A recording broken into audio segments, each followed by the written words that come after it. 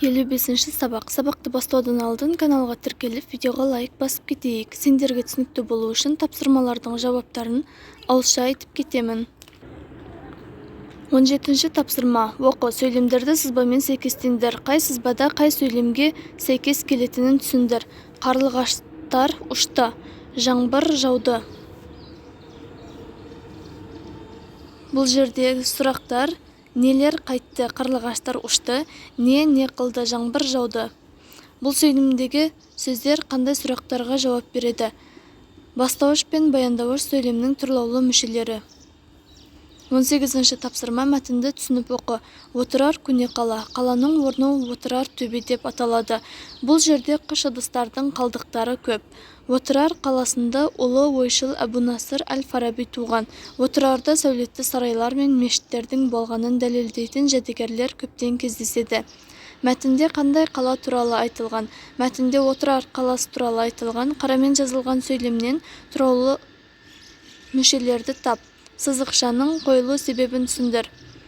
Қарамен жазылған сөздер: Отырар көне қала.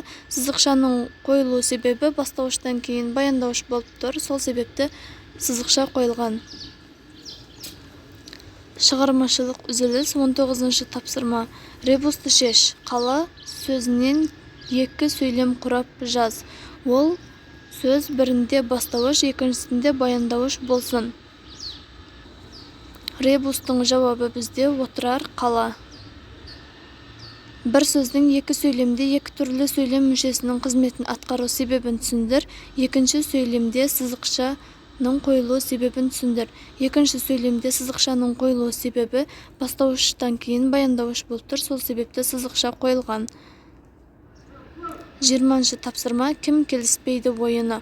Ойынның шарты: ойын бастаушы төмендегі сөйлемдерді тақтаға жазып, оны тұрлаулы мүшелерге талдап беруді талап етеді.